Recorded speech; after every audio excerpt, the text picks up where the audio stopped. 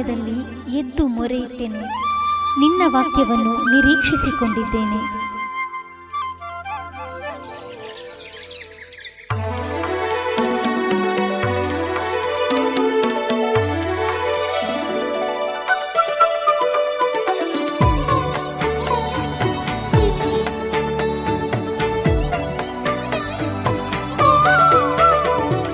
Price the Lord. Praise the Lord. ದೇವರ ಪರಿಶುದ್ಧ ನಾಮಕ್ಕೆ ಸ್ತೋತ್ರವಾಗಲಿ. ನಿಮ್ಮೆಲ್ಲರಿಗೂ ಕರ್ತನಾದ ಯೇಸು ಕ್ರಿಸ್ತ ನಾಮದಲ್ಲಿ ನನ್ನ ಪ್ರೀತಿಯ ವಂದನೆಗಳನ್ನು ನಾನು ತಿಳಿಯಪಡಿಸ್ತೇನೆ. ಮತ್ತೊಮ್ಮೆ ಈ ಬೆಳಗಿನ ಸಮಯದಲ್ಲಿ ಪ್ರಸಾರವಾಗ್ತಿರುವಂಥ ಮುಂಜಾನೆಯ ಮುತ್ತು ಅನ್ನುವಂಥ ಒಂದು ಆಶೀರ್ವಾದದ ಕಾರ್ಯಕ್ರಮಕ್ಕಾಗಿ ನಿಮ್ಮೆಲ್ಲರನ್ನು ನಾನು ಪ್ರೀತಿಯಿಂದ ಯೇಸು ನಾಮದಲ್ಲಿ ನಾನು ಆಹ್ವಾನಿಸುವಳಾಗಿದ್ದೇನೆ. ಕರ್ತನಾಮಕ್ಕೆ ಸ್ತೋತ್ರ. ಎಲ್ಲರಿಗೂ ಶುಭ ಮುಂಜಾನೆಯನ್ನು ನಾನು ತಿಳಿಸ್ತಾ ಇದ್ದೇನೆ. ಈ ಸಮಯದಲ್ಲಿ ದೇವರ ವಾಕ್ಯವನ್ನು ಪ್ರತಿನಿತ್ಯ ನೀವು ಕೇಳ್ತಾ ಇದ್ದೀರಾ, ಪ್ರತಿನಿತ್ಯ ಸಾರಲ್ಪಡ್ತಾ ಇದೆ ಬಿಗ್ಜೆ ಮೂಲಕ. ಇದು ನಿಜಕ್ಕೂ ನಮಗೊಂದು ದೊಡ್ಡ ಸಹಾಯವಾಗಿರುವಂಥದ್ದಾಗಿರ್ತದೆ. ಹಲ್ಲೆಲೂಯಾ. ದೇವರ ವಾಕ್ಯದಲ್ಲಿ ನಾವು ನೋಡ್ತೇವೆ, ದೇವರ ವಾಕ್ಯ ಮನುಷ್ಯನ ಜೀವಿತಕ್ಕೆ ಎಷ್ಟು ಪ್ರಾಮುಖ್ಯ, ಪ್ರತಿನಿತ್ಯ ಅದನ್ನು ಕೇಳುವಂಥ ಅಗತ್ಯ ಎಷ್ಟಿದೆ ಎಂಬುದನ್ನು ಯೇಸು ಸ್ವಾಮಿ ಹೇಳುವಾತನಾಗಿರ್ತಾನೆ. ಒಂದು ಸಾರಿ ಯೇಸು ಸ್ವಾಮಿ ಮಾರ್ತಾ, ಮರಿಯ ಮತ್ತು ಲಾಜರ್ ಎಂಬಂಥ ಈ ಕುಟುಂಬಕ್ಕೆ ತುಂಬ ಸನ್ನಿಹಿತನಾಗಿರ್ತಾನೆ. ಅಂದರೆ ಹೆಚ್ಚು ಪರಿಚಯ ಅವರೊಟ್ಟಿಗಿರ್ತದೆ. ಯಾವಾಗಲೂ ಆ ಹಾದಿಯನ್ನು ಹಾದು ಹೋಗುವಾಗ ಅವರು ಮನೆಯಲ್ಲಿ ಇಳ್ಕೊಳ್ಳುವಂಥ ಒಂದು ಅಭ್ಯಾಸ ಆತನಿಗಿರುವಂಥದ್ದಾಗಿತ್ತು. ಮತ್ತು ಅಷ್ಟು ಮಾತ್ರ ಅಲ್ಲ, ಆ ದಿನದಲ್ಲಿ ಆತನ ಶಿಷ್ಯರನ್ನು ಅವರು ಊಟಕ್ಕೆ ಆಹ್ವಾನಿಸಿರ್ತಾರೆ. ಮಾರ್ತಾ, ಮರಿಯಳು ಅಕ್ಕ ತಂಗಿ ಆಗಿರ್ತಾರೆ. ಇಲ್ಲಿ ಮಾರ್ತಲು ಅವರಿಗೆ ಅಡುಗೆ ಮಾಡಬೇಕು, ಔತಣ ಮಾಡಬೇಕು ಎಂಬುವಂಥ ಬ್ಯುಸಿಯಲ್ಲಿ ಆಕೆ ಇರುವಂಥವಳಾಗಿರ್ತಾಳೆ. ಆದರೆ ಆಕೆ ತಂಗಿಯಾದಂಥ ಮರಿಯಳು ಹೋಗಿ ಯೇಸು ಸ್ವಾಮಿ ಪಾದಗಳ ಬಳಿ ಹತ್ರ ಕೂತ್ಕೊಂಡು ಆತನ ಬಾಯಿಂದ ಬರುವಂಥ ವಾಕ್ಯವನ್ನು, ಮಾತುಗಳನ್ನು ಕೇಳ್ತಾ ಇದ್ದಳು ಎಂಬುದಾಗಿ ದೇವರ ವಾಕ್ಯ ಹೇಳ್ತೈತೆ. ಫಸ್ಟೇ ತುಂಬ ಕೆಲಸ, ತುಂಬ ಗೆಸ್ಟ್ ಇದ್ದಾರೆ. ಮಾರ್ತಳು ಒಬ್ಬಳೇ ಒಂದು ದೊಡ್ಡ ಅಡಿಗೆಯನ್ನು ಮತ್ತು ಮಾಡ್ತಾ ಇದ್ದಾರೆ ಶಿಷ್ಯರಿಗೆ. ಅದು ಏನೆಲ್ಲ ಮಾಡಬೇಕು ನಾವು ನೋಡ್ತೇವೆ. ನಾವು ನಮ್ಮ ಮನೆಯವ್ರಿಗೆ ತುಂಬ ಒಳ್ಳೆ ಅಡುಗೆನ ಮಾಡೋರು, ನಾರ್ಮಲ್ 6 ಜನರಿಗೆ ಕೊಡ್ತಾ ಇರ್ತೇವೆ. ಗೆಸ್ಟ್ ಬರ್ತಾರೆ ಅಂದರೆ ಏನೆಲ್ಲ ಯೋಚನೆಗಳು, ಎಷ್ಟು ಬಗೆ ಅಡುಗೆಗಳು ಮಾಡ್ಲಿಕ್ಕೆ ಆಗ್ತದೆ ಅಷ್ಟು ಮಾಡಲಿಕ್ಕೆ ನಾವು ತಯಾರು ಮಾಡಲಿಕ್ಕೆ ಸ್ಟಾರ್ಟ್ ಮಾಡ್ತೇವೆ. ಹಾಗೆ ಮೇ ಬಿ ಮಾರ್ತಲ್ಲಿ ಹಾಗೆ ಮಾಡ್ತಾ ಇರ್ಬೋದು. ಮಧ್ಯದಲ್ಲಿ ಹಾಗೆ ತುಂಬ ಫ್ರಸ್ಟ್ರೇಷನ್ ಆಯ್ತೇನೆ, ಯಾಕಂದರೆ ಕೆಲಸ ಜಾಸ್ತಿ ಉಂಟು, ಯಾರು ಹೆಲ್ಪರ್ಸ್ ಇಲ್ಲ, ತಂಗಿ ಹೋಗಿ ಯೇಸು ಸ್ವಾಮಿ ಹತ್ರ ಕೂತ್ಕೊಂಡಿದ್ದಾಳೆ ಎಂಬುದಾಗಿ. ಅದಕ್ಕೆ ಬಂದು ಯೇಸು ಸ್ವಾಮಿಯನ್ನೇ ಕೇಳ್ತಾಳೆ, ಅಯ್ಯ ನಿನಗೆ ನನ್ನ ಬಗ್ಗೆ ಚಿಂತೆ ಇಲ್ವಾ? ನಾನು ಒಬ್ಬಳೇ ಕೆಲಸ ಮಾಡ್ತಿದ್ದೇನೆ, ನನ್ನ ತಂಗಿಗೆ ನನಗೆ ಸಹಾಯ ಮಾಡಲಿಕ್ಕೆ ಹೇಳಬಾರ್ದಾ ನೀವು ಅಂತೇಳಿ. ಆಗ ಯೇಸು ಸ್ವಾಮಿ ಯಾವಾಗ ಸಹ ಆತನ ಮಾನವ ಆಲೋಚನೆಗಳಿಂದ, ಎಮೋಷನ್ಸ್ಗಳಿಂದ ಆತನ ಮೂವ್ ಆತನೇ ಅಲ್ಲ. ಆತನು ಯಾವಾಗಲೂ ಸತ್ಯದಿಂದ ಮಾತ್ರ ಮೂವ್ ಆಗ್ತಿರುವಂಥ ವ್ಯಕ್ತಿಯಾಗಿದ್ದು ಈ ಲೋಕದಲ್ಲಿ ಆತನಿದ್ದಾಗ. ಆತನು ಹೇಳ್ತಾನೆ, ಮಾರ್ತಳೆ ನೀನು ಅನೇಕ ಚಿಂತೆಗಳಲ್ಲಿ, ಗಡಿಬಿಡಿಗಳಲ್ಲಿ ಸಿಕ್ಕಿಕೊಂಡಿದ್ದಿ, ಆದರೆ ಬೇಕಾದದ್ದು ಒಂದೇ, ಆ ಉತ್ತಮ ಭಾಗವನ್ನು ಮರಿಯಲು ಆರಿಸಿಕೊಂಡಿದ್ದಾಳೆ, ಅದು ಆಕೆಯಿಂದ ತೆಗೆಯಲ್ಪಡುವುದಿಲ್ಲ. ಅದರ ಅರ್ಥ ಆಕೆಯನ್ನು ಅದನ್ನು ಬಿಟ್ಟು ಹೋಗುವಂತ ನಾನು ಹೇಳೋದಿಲ್ಲ ಎಂಬುದಾಗಿ ಅರ್ಥ. ಯಾಕಂದರೆ ಬೇಕಾದದ್ದು ಮನುಷ್ಯನ ಜೀವಿತಕ್ಕೆ ಬೇಕಾದ ಏನು ಬೇಕು ಜೀವಿತಕ್ಕಂದರೆ ವಿದ್ಯೆ ಬೇಕು ಅನ್ನುವಂಥದ್ದು ಮೊದಲು ಆನ್ಸರ್ ಬರ್ತದೆ. ಅದಕ್ಕಿಂತ ಮೊದಲು ಆರೋಗ್ಯ ಬೇಕು ಅನ್ನುವಂಥದ್ದು, ನಂತರ ವಿದ್ಯೆ ಬೇಕು, ನಂತರ ಹಣ ಬೇಕು, ನಂತರ ಸ್ಥಾನಮಾನ ಬೇಕು. ಇವೆಲ್ಲ ಜೀವಿತದ ಅಗತ್ಯಗಳು ಎಂಬುದಾಗಿ ನಮಗೆ ಗೊತ್ತಿರುವಂಥ ಸಂಗತಿಗಳೇ ಈ ಲೋಕದಲ್ಲಿ. ಬಟ್ ಇವೆಲ್ಲವುಗಳನ್ನು ಪ್ರೊಡ್ಯೂಸ್ ಮಾಡುವಂಥ, ಇವೆಲ್ಲವುಗಳನ್ನು ನಮಗೆ ಕೊಡುವಂಥ ಸಂಗತಿ ಯಾವುದಂದರೆ ಆತ್ಮಿಕವಾದಂಥ ದೇವರ ವಾಕ್ಯ ಎಂಬುದು ಯೇಸು ಸ್ವಾಮಿ ಬಲ್ಲಾತನಾಗಿದ್ದಾನೆ.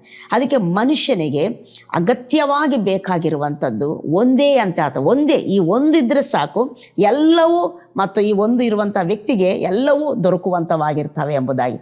ಆ ಒಂದು ಯಾವುದಂದರೆ ಆತನ ಬಾಯಿಂದ ಬಂದಂಥ ಆತನ ವಾಕ್ಯವನ್ನು, ಅಂದರೆ ದೇವರ ವಾಕ್ಯವನ್ನು ಕೇಳುವಂಥದ್ದು ಆಗಿದೆ ಎಂಬುದಾಗಿ. ಆದ್ದರಿಂದ ಈ ಬೆಳಗಿನ ಸಮಯದಲ್ಲಿ ಈ ಉತ್ತಮ ಭಾಗವನ್ನು, ಈ ಮುಂಜಾನೆಯ ಮುತ್ತು ಕಾರ್ಯಕ್ರಮವನ್ನು ವೀಕ್ಷಿಸುವಂಥ, ಇಲ್ಲಿ ಹೇಳುವಂಥ ವಾಕ್ಯಗಳನ್ನು ಕೇಳುವಂಥ, ಮತ್ತು ಈ ಸಂಗತಿ ನೀವು ಆರಿಸಿಕೊಂಡಿದ್ದೀರಲ್ವ, ಉತ್ತಮ ಭಾಗವನ್ನು ನೀವು ಆರಿಸಿಕೊಂಡಿದ್ದೀರಲ್ಲ, ಅದಕ್ಕಾಗಿ ನಿಮ್ಮನ್ನು ನಾನು ಅಭಿನಂದಿಸ್ತೇನೆ.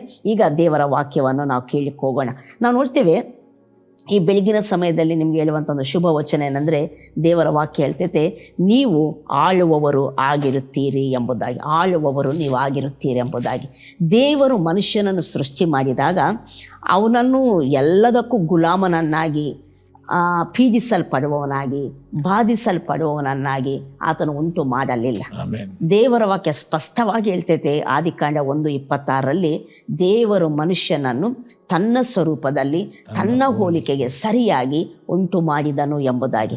27ನೇ ವಚನ ಹೇಳ್ತೈತೆ, ದೇವರು ಮನುಷ್ಯನನ್ನು ತನ್ನ ಸ್ವರೂಪದಲ್ಲಿ ಉಂಟು ಮಾಡಿದನು, ಅವರನ್ನು ಗಂಡನ್ನಾಗಿ ಹೆಣ್ಣನ್ನಾಗಿ ಉಂಟು ಮಾಡಿದನು ಎಂಬುದಾಗಿ ದೇವರ ವಾಕ್ಯ ಹೇಳುವಂಥದ್ದಾಗಿದೆ.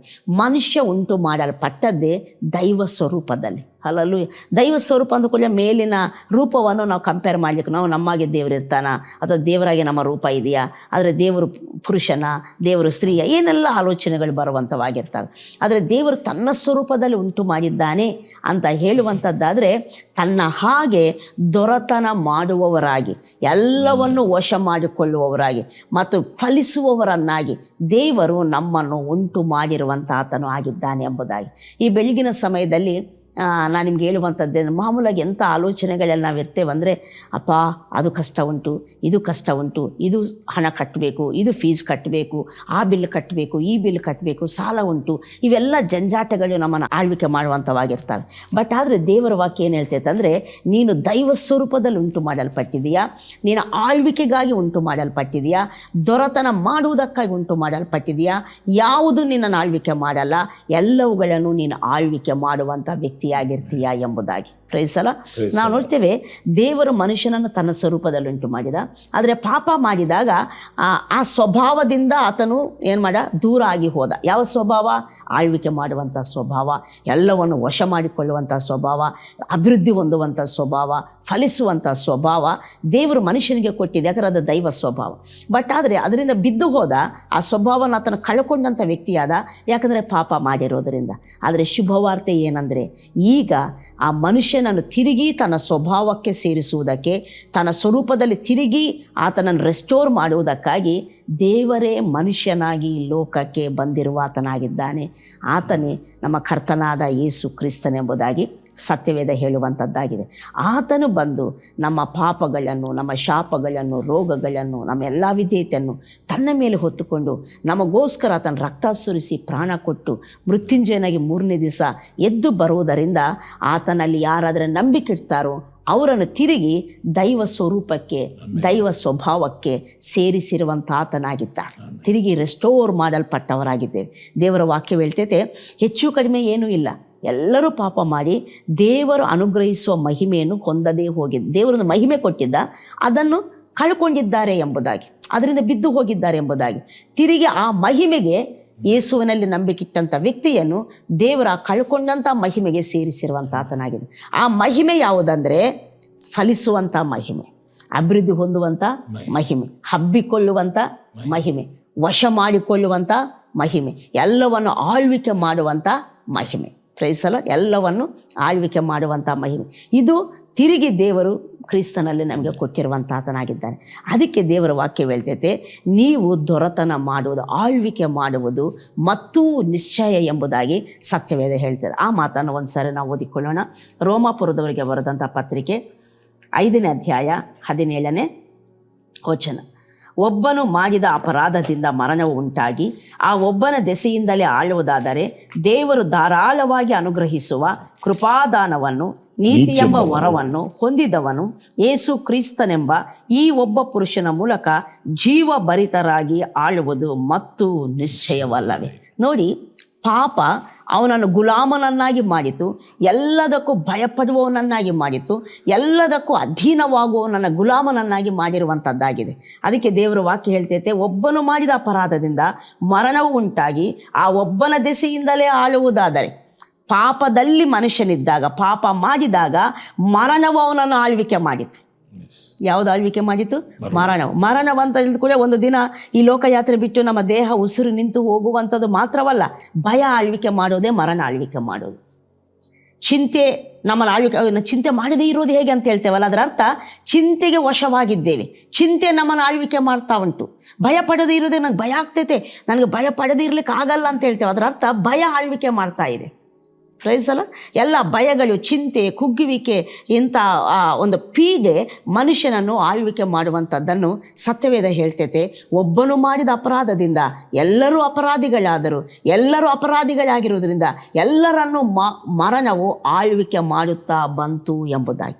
ಹಾಗಾದರೆ ಒಬ್ಬನು ಮಾಡಿದ ಪಾಪದಿಂದ ಮರಣವು ಅವನನ್ನು ಆಳ್ವಿಕೆ ಮಾಡಿರುವಂಥದ್ದಾದರೆ, ಅದೇ ಒಬ್ಬ, ಇಲ್ಲಿ ದೇವರ ವಾಕ್ಯ ಹೇಳ್ತಿದೆ, ಆಳುವಂಥದ್ದಾದರೆ ದೇವರು ಧಾರಾಳವಾಗಿ ಅನುಗ್ರಹಿಸುವ ಕೃಪಾದಾನವನ್ನು, ನೀತಿ ಎಂಬ ವರವನ್ನು ಹೊಂದಿದವರು ಯೇಸು ಕ್ರಿಸ್ತನ ಎಂಬ ಒಬ್ಬ ಪುರುಷನ ಮೂಲಕ ಜೀವಭರಿತರಾಗಿ ಆಳುವುದು ಮತ್ತು ನಿಶ್ಚಯವನ್ನು. ನೋಡಿ, ಒಬ್ಬನ ಅಪರಾಧದಿಂದ ಮರಣವ ಆಳ್ವಿಕೆ ಮಾಡ್ತಾ ಬಂತು. ಈಗ ಮರಣದ ಆಳ್ವಿಕೆಯಲ್ಲೇ ಮನುಷ್ಯನಿದ್ದಾನೆ. ಆದರೆ ಇಲ್ಲಿ ಅದ್ಭುತವಾದಂಥ ಸಂಗತಿ ಏನಂದರೆ, ಯಾರಾದರೆ ಯೇಸು ಕ್ರಿಸ್ತನಲ್ಲಿ ನಂಬಿಕೆ ಇಡ್ತಾರೋ, ದೇವರ ವಾಕ್ಯ ಹೇಳ್ತೈತೆ, ಅವರಂತೆ ದೇವರು ಧಾರಾಳವಾಗಿ ಅನುಗ್ರಹಿಸುವ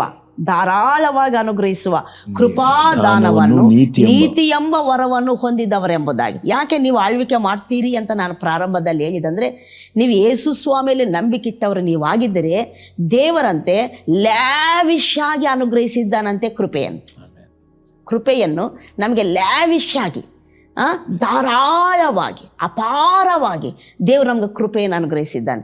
ಆ ಕೃಪೆಯನ್ನು ನಾವು ನಂಬುವಂಥದ್ದು, ಈ ಕೃಪೆ ನನ್ನ ಮೇಲೆ ಇದೆ ಎಂಬುದಾಗಿ ನಾವು ಯಾವಾಗಾದರೂ ಗುರುತಿಸಿಕೊಳ್ತೇವೋ, ಆ ಕೃಪೆ ನಿನ್ನನ್ನು ಆಳ್ವಿಕೆ ಮಾಡುವಂತೆ ನಡೆಸುವಂಥದ್ದಾಗಿರ್ತದೆ. ಎರಡನೇದಾಗಿ ನಾವು ನೋಡ್ತೇವೆ ನೀತಿ ಎಂಬ ವರವನ್ನೆಂಬುದಾಗಿ. ನೀತಿ ಅನ್ನುವಂಥದ್ದು ಅನೇಕ ಸಾರಿ ನಾವು ಅಂದುಕೊಳ್ತೇವೆ ಅದೊಂದು ಪೊಸಿಷನ್, ಅದೊಂದು ಯೋಗ್ಯತೆ ಎಂಬುದಾಗಿ. ಬಟ್ ನಿಜಕ್ಕೂ ಅದನ್ನು ನಾವು ಧ್ಯಾನ ಮಾಡುವಂಥದ್ದಾದರೆ, ದೇವರ ವಾಕ್ಯ ಹೇಳುವಂಥ ಟರ್ಮ್ಸಲ್ಲಿ ನೀತಿ, ದೇವರು ನೀತಿ ಉಳ್ಳಾತನಂತ ಹೇಳ್ತೇವೆ, ರೈಚಸ್ ಗಾಡ್ ಎಂಬುದಾಗಿ ಹೇಳ್ತೇವೆ. ಅದರ ಅರ್ಥ ನೀತಿ ಅಂತ ಹೇಳುವಾಗ ಅದು ದೈವ ಸ್ವಭಾವ. ನೀತಿ ಅನ್ನುವಂಥದ್ದು ದೈವ ಸ್ವಭಾವವನ್ನೇ ನಾವು ಹೊರವಾಗಿ ಹೊಂದಿಕೊಂಡಿದ್ದೇವಂತೆ ಯೇಸು ಸ್ವಾಮಿಯಲ್ಲಿ. ಯಾಕಂದರೆ ಆ ಸ್ವಭಾವ ಕಳ್ಕೊಂಡಿದ್ದೆವು. ಈಗ ತಿರುಗಿ ಅದಕ್ಕೆ ನಾವು ರೆಸ್ಟೋರ್ ಮಾಡಲ್ಪಟ್ಟಿದೆ. ಆ ಸ್ವಭಾವ, ದೇವರ ನೀತಿ ನಿಮಗೆ ಕೊಡಲ್ಪಟ್ಟಿದೆ, ದೇವರ ಕೃಪೆ ನಿಮಗೆ ಕೊಡಲ್ಪಟ್ಟಿದೆ.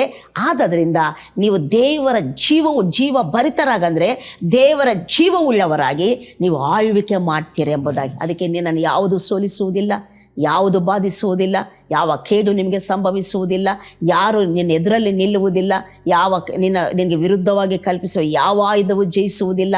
ಪ್ರೈಸ್ ಅಲ್ಲ. ಯಾವುದು ಸಹ ನಮಗೆ ವಿರುದ್ಧವಾಗಿ ಯಾವುದು ಎಷ್ಟು ಮಾತ್ರಕ್ಕೂ ನಿನಗೆ ಕೇಡು ಮಾಡುವುದೇ ಇಲ್ಲ.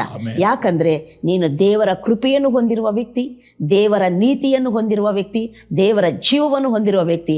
ಎಲ್ಲದರ ಮೇಲೆ ನೀನು ಆಳ್ವಿಕೆ ಮಾಡ್ತೀಯ. ಅದಕ್ಕೆ ಪ್ರತಿನಿತ್ಯ ನೀನು ಹೇಳು, ಯಾವುದೇ ಸಮಸ್ಯೆಗೆ ನನ್ನಲ್ಲಿ ಇರುವಾತನು ಲೋಕದಲ್ಲಿರುವ ನಿನಕ್ಕಿಂತ ದೊಡ್ಡವನಾಗಿದ್ದಾನೆ, ನಾನು ಜಯಿಸಿದ್ದೇನೆ. ರೋಗ ಉಂಟ, ಅದಕ್ಕೆ ಹೇಳು ನಾನು ಜಯಿಸಿದ್ದೇನೆ ನಿನ್ನನ್ನು. ಕೊರತೆ ಉಂಟ, ಹೇಳು ನಾನು ಜಯಿಸಿದ್ದೇನೆ ನಿನ್ನನ್ನು. ಸಮಸ್ಯೆಗಳುಂಟ, ಹೋರಾಟಗಳುಂಟ, ಹೇಳು ನನ್ನಲ್ಲಿರುವಾತನ ಮೂಲಕ ನಾನು ಜಯಿಸಿದ್ದೇನೆ. ಯಾಕಂದರೆ ದೇವರ ಕೃಪೆ ನನ್ನನ್ನು ಆವರಿಸಿಕೊಂಡಿದೆ, ಜಯ ನನ್ನದೇ ಎಂಬುದಾಗಿ ಹೇಳ್ತಾ ಹೋಗು. ಖಂಡಿತ ಜಯವನ್ನು ನೀನು ಅನುಭವಿಸ್ತೀಯ. ಆಮೆನ್. ಸೊ ನಾವೆಲ್ಲರೂ ದೇವರು ಕ್ರಿಸ್ತನ ಮೂಲಕ ಅನುಗ್ರಹಿಸಿರುವಂಥ ಇದು ನಿಶ್ಚಯವಾಗಿ, ಹೇಗಂತೆ ನಿಶ್ಚಯವಾಗಿ ಮಚ್ ಮೋರ್ ಗ್ಯಾರಂಟಿ ಇದೆ. ಕಳ್ಕೊಂಡಿರುವಂಥ ಈ ಅಧಿಕಾರವನ್ನು ದೇವರು ನೀತಿ ಎಂಬ ವರವನ್ನು ಕೊಡೋದ್ರ ಮೂಲಕ ಮತ್ತು ನಿಶ್ಚಯಪಡಿಸಿದ್ದಕ್ಕಾಗಿ ನಾವು ಧೈರ್ಯದಿಂದ ಮಾತಾಡೋಣ, ನಮ್ಮ ಅಧಿಕಾರವನ್ನು ನಾವು ಉಪಯೋಗಿಸಿಕೊಳ್ಳೋಣ, ನಾವು ದೇವರ ಮಹಿಮೆಗಾಗಿ ಬರೆದುಕೋಣ. ಪ್ರೇಯರ್ ಮಾಡೋಣ. ಮಹಾಗಣನು, ಮಹೋನ್ನತನು, ಪರಿಶುದ್ಧನಾಗಿರುವ ದೇವರೇ, ಈ ಮುಂಜಾನೆ ಮತ್ತು ಈ ಬೆಳಗಿನ ಸಮಯದಲ್ಲಿ ನೀನು ನಮಗೆ ಕೊಡ್ತಿರುವಂಥ ಮತ್ತೊಂದು ನಿಶ್ಚಯಕ್ಕಾಗಿ ಸ್ತೋತ್ರ ಸ್ವಾಮಿ. ಯಾವುದು ನಮ್ಮನ್ನು ಆಳುವುದಿಲ್ಲ, ನಾವು ಎಲ್ಲವುಗಳನ್ನು ಆಳುವರಾಗಿ ಕರ್ತನೆ ಸ್ವಾಮಿ ನೀತಿ ಎಂಬ ವರವನ್ನು ಕೊಡುವುದರ ಮೂಲಕ ನಮಗೆ ಕೊಟ್ಟಿದ್ದಕ್ಕಾಗಿ ಸ್ತೋತ್ರ ಮಾಡ್ತೇವೆ ಸ್ವಾಮಿ. ಈ ಒಂದು ಅಧಿಕಾರದ ಮೂಲಕ ನಜರೇತಿನಾದ ಯೇಸುವಿನ ನಾಮದಲ್ಲಿ ಕರ್ತನೆ ನಿಮ್ಮ ಮಕ್ಕಳಿಗೆ ಕರ್ತನೆ ಏನೇನು ಬಾಧೆಗಳು ಸೈತಾನ ಉಂಟು ಮಾಡಬೇಕೆಂಬುದು ನಾನು ಅವಳ ಯೇಸು ನಾಮದಲ್ಲಿ ಬಂಧಿಸಿ ಶಪಿಸ್ತೇನೆ ಕರ್ತನೆ ಸ್ವಾಮಿ. ನಿನ್ನ ಮಕ್ಕಳು ಎಲ್ಲವನ್ನು ಹತ್ತೊಟ್ಟಿಗೆ ತಕೊಂಡು ಆಳುತ್ತಾ ಜಯದ ಜೀವಿತವನ್ನು ಮಾಡಲಿಕ್ಕೆ ನೀನು ಕೃಪೆ ಕೊಡಬೇಕೆಂಬುದಾಗಿ ಬೇಡಿಕೊಳ್ತೇವೆ. ಯೇಸುವಿನ ನಾಮದಲ್ಲಿ ಬೇಡಿದ್ದೇನೆ, ಪ್ರೀತಿಯುಳ್ಳ ಪರಲೋಕದ ತಂದೆ.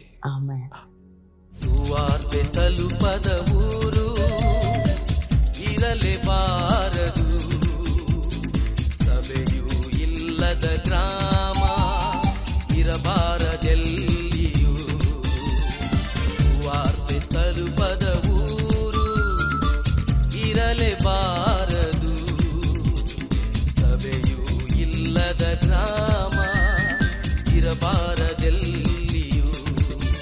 ಇದುವೇ